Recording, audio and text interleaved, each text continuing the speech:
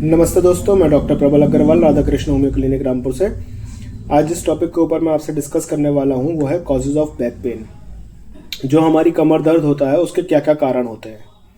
कमर दर्द के कई कारण हैं, मैकेनिकल, डीजनरेटिव, नर्व कंप्रेशन और आपका इंजरी। मैकेनिकल कारण के अंदर जैसे हमारा स्प्रेन आ गया, हमें लिगामेंट इंजरी हो गई हमें, या फिर कोई हमें स्प्रेन हो गया, या फिर कोई हम हैवी लिफ्ट उठा रहे हैं, कोई लोड उठा रहे हैं, उसकी वजह से मसल स्पाज्म हो गया, तो ये हमारे मैकेनिकल पेन के कारण होते हैं। दूसरा होता है हमारे डीजनरेटिव कारण। डीजनरेटिव कारण जैसे किसी को आर्थराइटिस है, आर्थराइटिस की वजह से बैक पेन रहता है, या फिर उसको कोई और परेशानी है, जैसे कि आपका डीजनरेटिव में डिस्क ब्रेक डाउन हो जाता है, डिस्क के अंदर आपका गैप आ जाता है। ये सब डीजनरेटिव कारण है। नर्व कंप्रेशन में जो हमारी शियाटिका पेन होता है, ये भी हमारा कमर से चलता है, जहाँ पे हमारी नर्व कंप्रेस होती है, या जहाँ पे हमारी जो स्पाइनल स्टीनोसिस होती है, यहाँ पे हमारा गैप कम हो जाता है, नैरोइंग ऑफ द स्पेस हो जाता है जहाँ पे स्पाइन के बीच में, तो उसकी वजह से पेन रहने लगता है। तो ये डीजनरेटिव कारण होते हैं। चौथे कारण आते हैं हमारे इंजरी की वजह से। कोई ऊपर से गिर गया, कोई फ्रैक्चर हो गया, तो इस वजह से कोई इंजरी हो गई, या फिर कोई ठोकर लग गई किसी को, तो उस वजह से कमर में दर्द होने लगता है।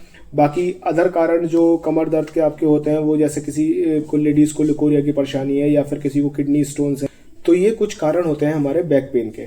बाकी कुछ पॉस्चर की वजह से होते हैं, पॉस्चरल चेंजेस की वजह से। अगर आपका पॉस्चर सही नहीं है बैठने का, या आप झुक के बैठ रहे हैं, तो उसकी वजह से ही पेन होता है। तो उसके लिए अपना आप पॉस्चर का ध्यान दें, पॉस्चर मेंटेन करें, अपना पॉस्चर को सही रखें, जिससे कि आपकी स्पाइन पे जोर ना पड़े।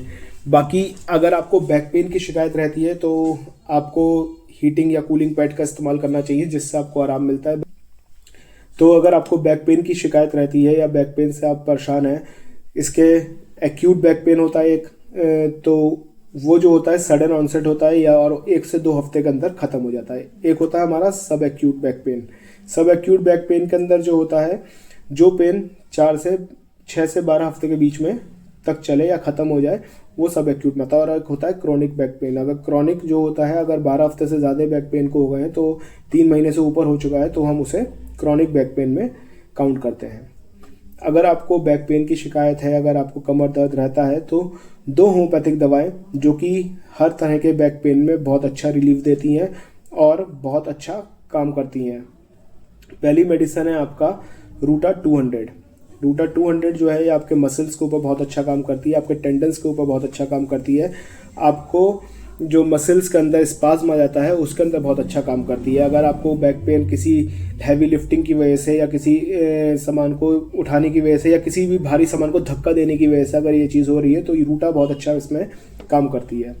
और दूसरी मेडिसिन है हमारी आर्निका। अगर आपको इंजरी की वजह से या आर्थराइटिस में, आपको पॉली आर्थराइटिस है, जगह जगह पेन हो रहा है, तो इन सब में आर्निका का बहुत अच्छा काम है, आर्निका 200। तो ये 2 मेडिसिन आपने लेनी कैसे हैं, रूटा 200 और आर्निका 200 को आप अल्टरनेट करके ले सकते हैं, सुबह शाम दिन में 4 बार। 2 बार रूटा लेंगे और 2 बार आर्निका लेंगे, और दोनों दवाइयों में कम से कम 1 घंटे का अंतर रखेंगे। ये दवाई आपका को अगर बैक पेन की एक्यूटली परेशानी है, अगर आपको क्या कहते हैं 10-15 दिन से या फिर 7-8 दिन से ही पेन है, अगर आप इस मेडिसिन को लेंगे तो आपके बैक पेन में जल्दी रिलीफ आ जाएगा।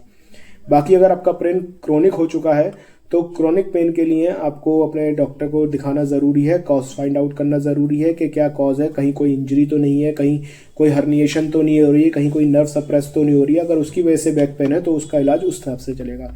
लेकिन अगर आपको एक्यूट बैक पेन होता है, तो उसके अंदर ये आर्निका और रूटा, आप ये मेडिसिन कम से कम हफ्ते भर तक इस्तेमाल करें, और अगर आपको आराम आता है तो इसको 15 दिन तक इस्तेमाल कर सकते हैं। कुछ बैक पेन के कारण थे, और ये होम्योपैथिक मेडिसिन थी जो बैक पेन में बहुत अच्छा काम करती हैं। अगर आपको मेरी ये वीडियो अच्छी लगी और आप मेरे दी गई जानकारी से संतुष्ट हैं, तो प्लीज़ मेरे चैनल को लाइक करें, शेयर करें, सब्सक्राइब करें। धन्यवाद।